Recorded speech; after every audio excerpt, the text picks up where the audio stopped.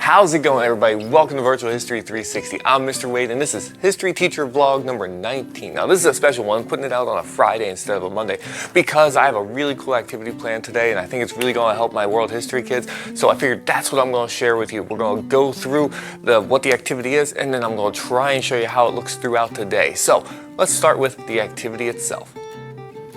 All right, so what we're learning about is ancient Egypt, okay? We're in level 1, we're still in the early stages, but studying ancient Egypt. And what is the big part of the beginning level 1 of Egypt is the river culture and river advancements.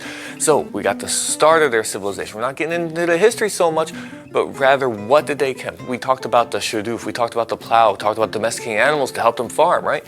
But the next big thing that we gotta talk about, papyrus. Now, papyrus is what allowed history to travel.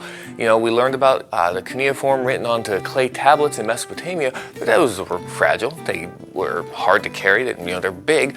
Papyrus allowed you to make scrolls that you could then transport and spread your history. That's a big deal. So let's talk about how they make papyrus. Now, take a look over here. I'm going to rotate my camera.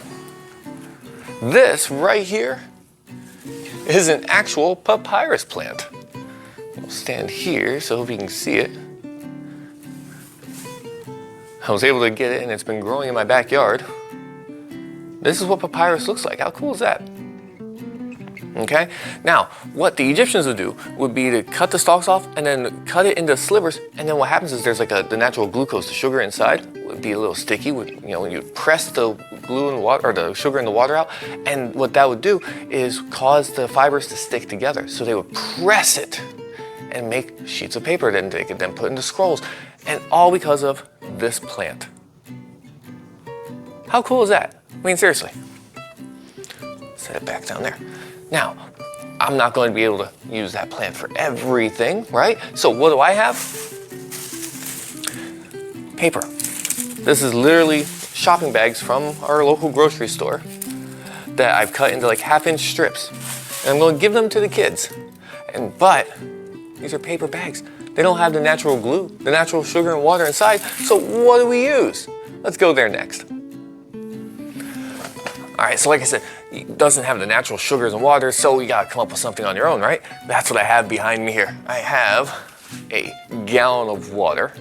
I have a gallon of all-purpose glue. It's the white glue, the liquid glue, school glue, right?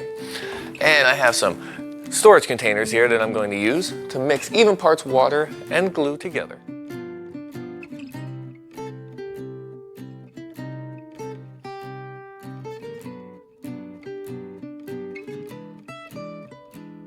And what I'm going to do is have the kids dip the paper strips into the mixture, strain them so it's not running off, and then lay them out in a pattern, okay?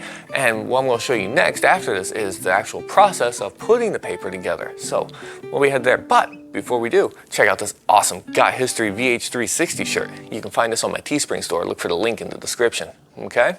So let's get to the activity itself.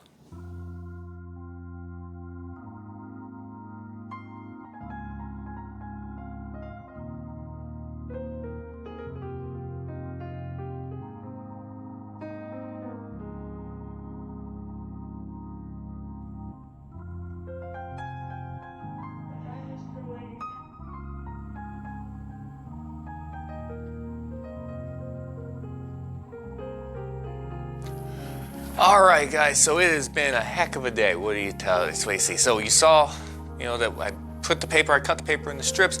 I then got the glue mixed. I then told the kids all about it. We talked about papyrus, what it was. I showed a short YouTube video on how to make papyrus, using actual papyrus reeds, the grass.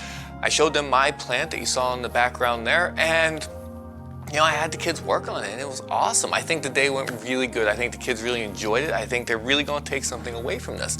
We did a really good comparison of, Mesopotamia, our last unit, to Egypt, this current unit, and we talked about how, clay tablets are fragile, because remember we did the clay tablet lesson I told you guys about, and I said, how many of you guys have broken your clay tablets? And a bunch of kids raised their hand. So it's fragile. 2, they're big, they're bulky, they're heavy.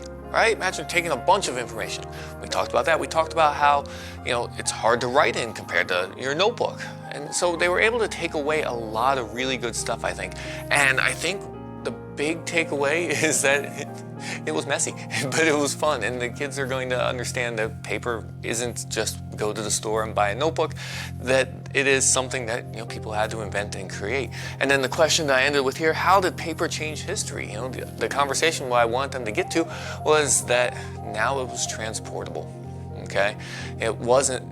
It didn't have to be discovered in its location. The paper then leads to the book, which then leads to the printing press, to what we have today. And I think the kids kind of wrapped their heads around that pretty well. So, what do you guys think? Leave a comment below. Maybe you can try this lesson. Maybe you've done something similar. Let me know. Hit that like button. Subscribe if you haven't already. Turn that red button gray. And, for Virtual History 360, I'm Mr. Wade. I'll see you next time.